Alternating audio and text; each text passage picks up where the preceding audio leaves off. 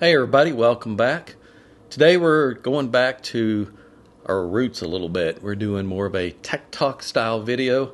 There's some things that I've seen lately that just weighed on me, and I thought, you know what, I need to do a video about this. I need to do a video and let's cover some of the do's and don'ts, mainly the don'ts, because I see these things happen a lot, and I want to address them and try and help you guys who are out there on your own trying to build your own DIY kit or DIY speaker, and you're trying to figure it out on your own, or maybe you're looking at kits from other companies and things. That's kind of what this one is. This one, it's a kit that's offered through a company over in Europe, and there's a designer that's pretty popular that does design work for whatever he can get his hands on, I guess.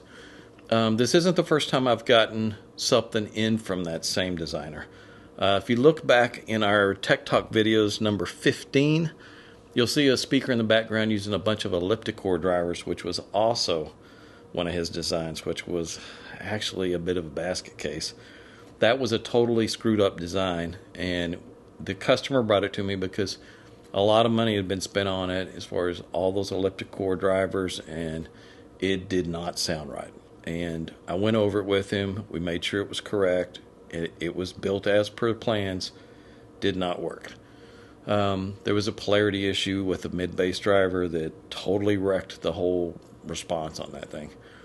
So I wound up designing a whole new crossover for it, and he was really happy. Posted a bunch of feedback on Audio Circle. This one is kind of in the same boat.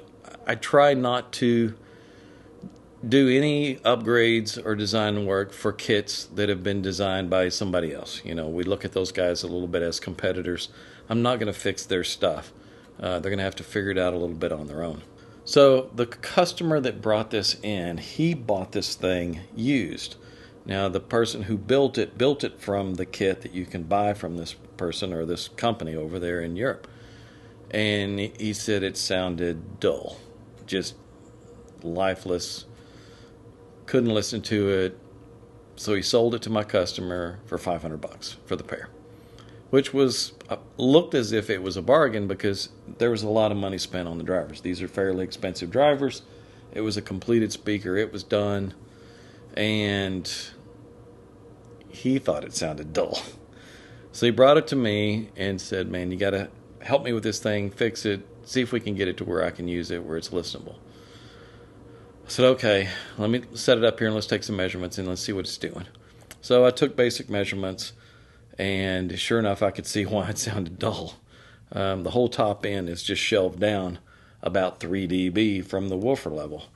That would definitely make it sound dull. That's like taking the tweeter and knocking half the output out of it, and it's very unbalanced when you do that.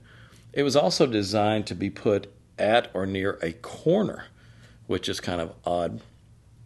And it's the exact opposite of what you'd want from a speaker that you place in a corner. Whenever you put a speaker near a corner or near a wall, the last thing you want is for the bottom end to be louder than the top end, because you're going to get a whole bunch of gain from the bottom end. You're going to get output that's going to reflect off the wall and come back towards you, and it's not going to be far enough out of phase to cause a hole in the response. It's going to couple with that low frequency.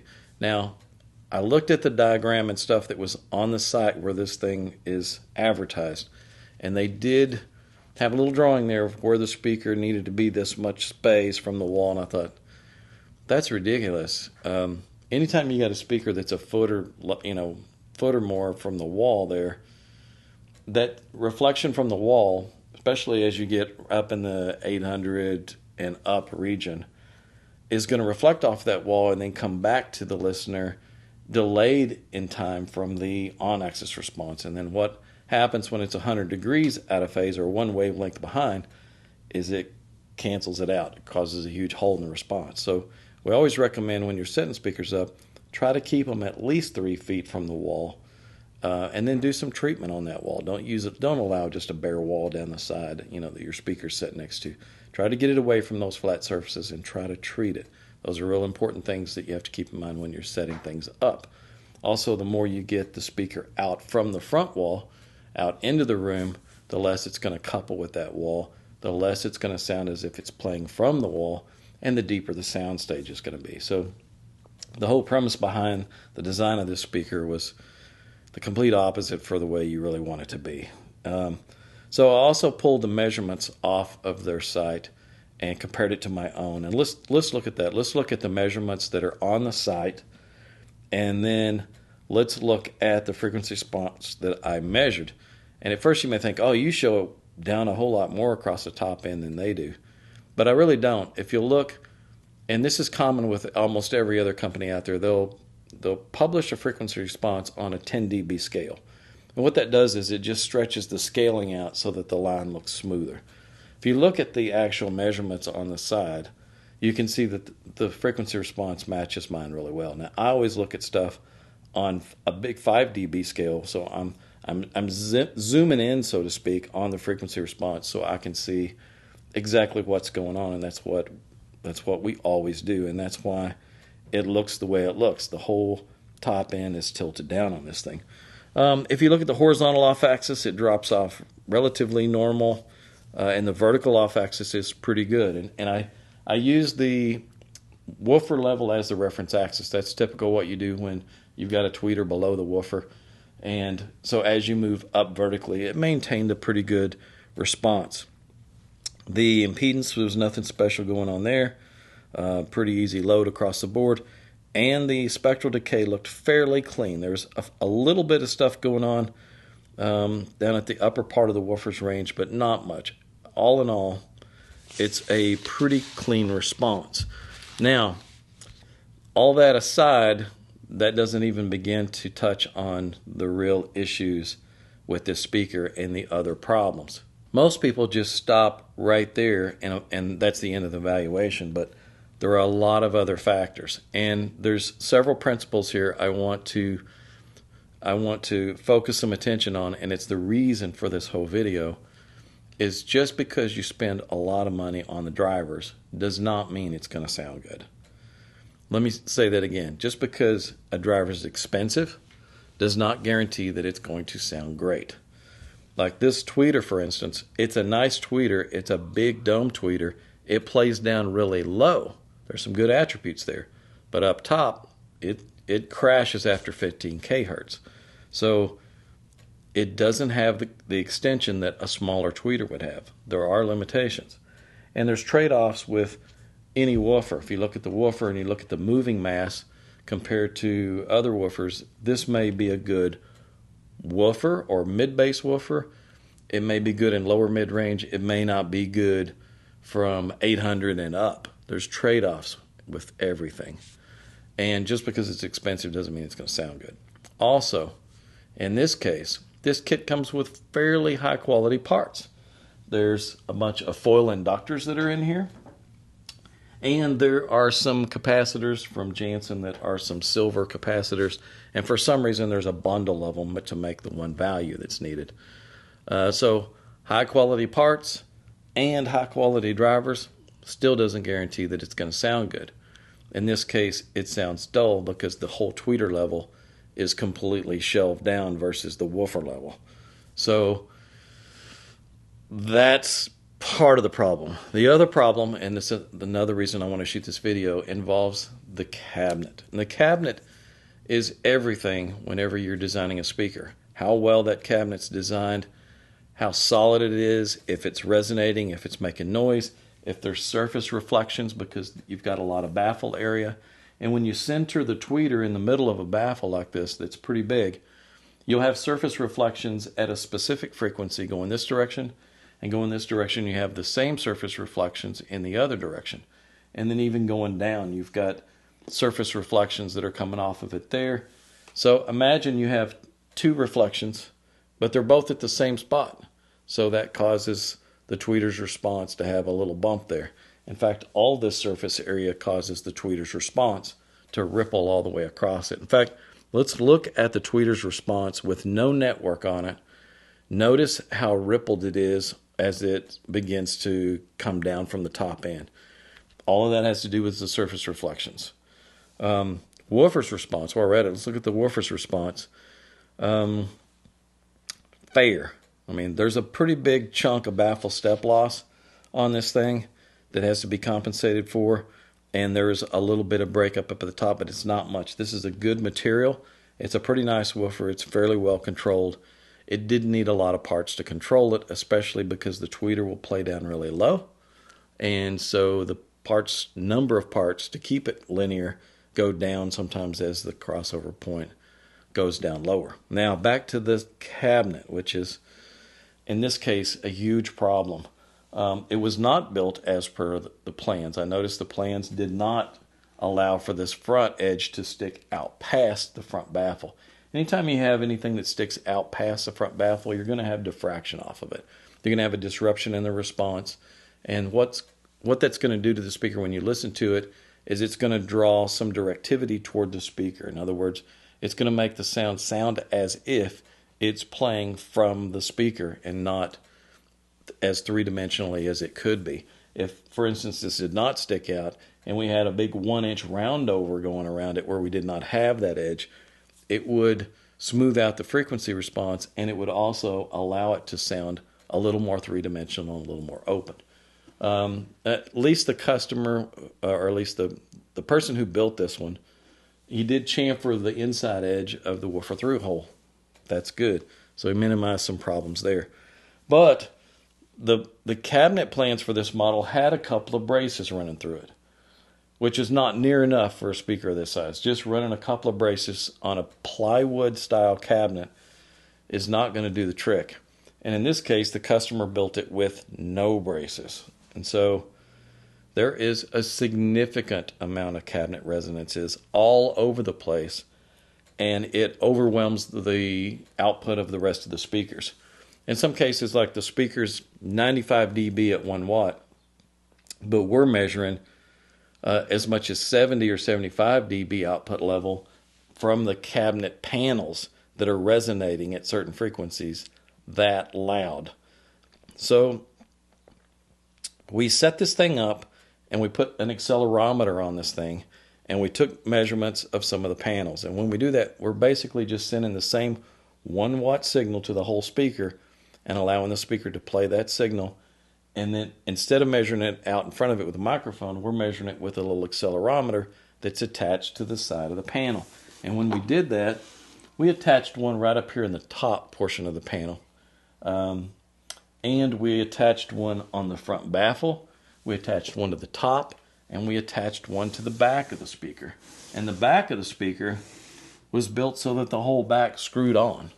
So there's another issue there. We've got a whole panel back here that's unbraced.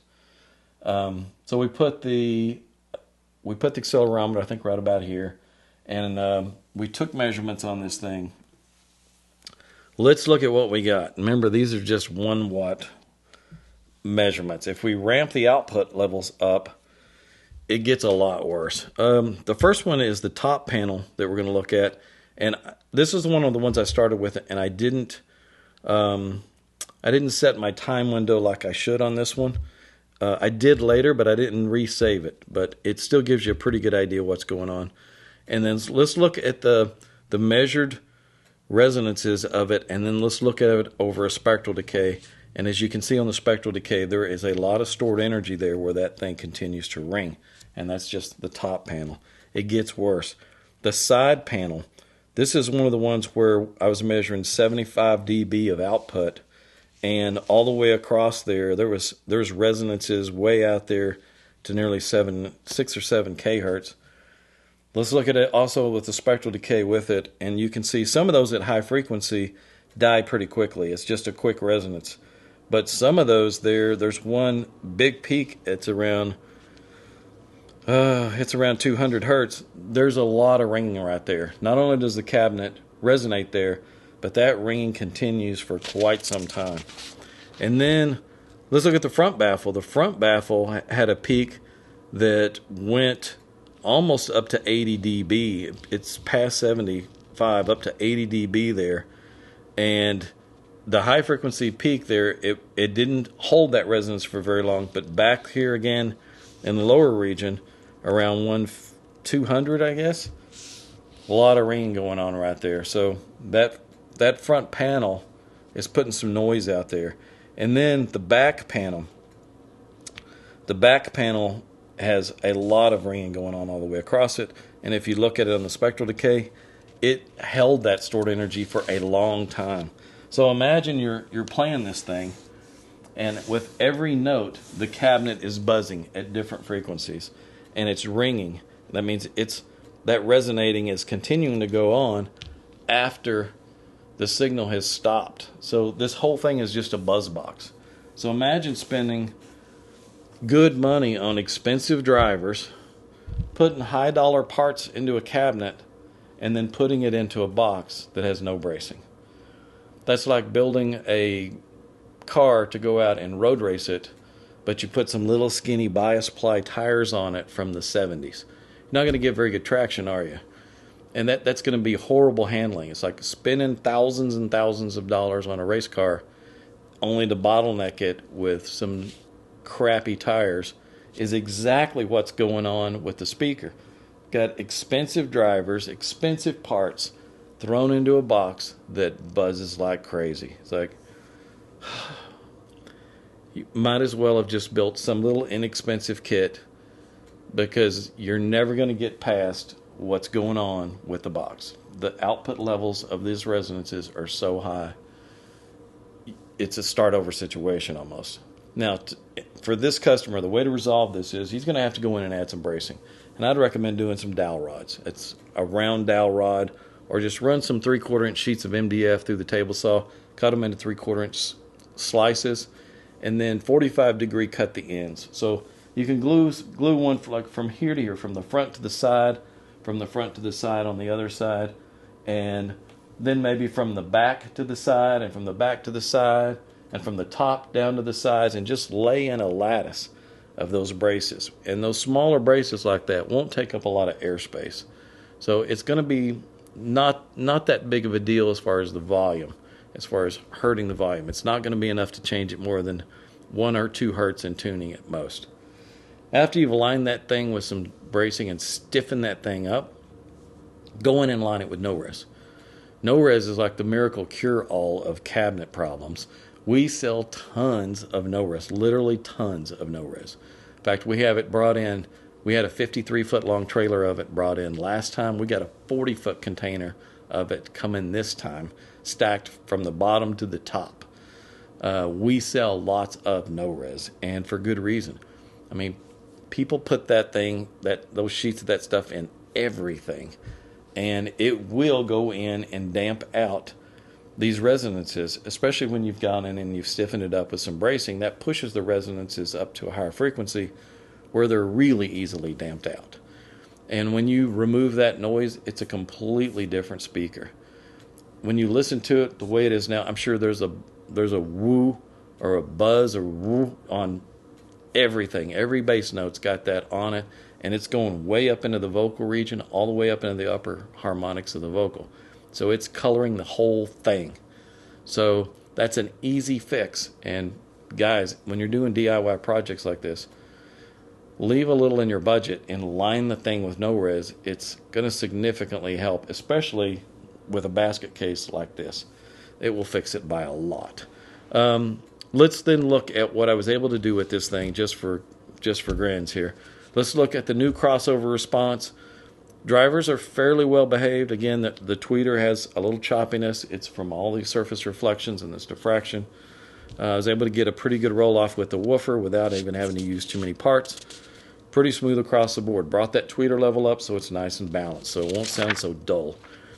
Even with just mid-level parts, you're going to get better sound if the crossover is properly designed than if you spent a ton of money on high-quality parts, but the crossover design is horrible.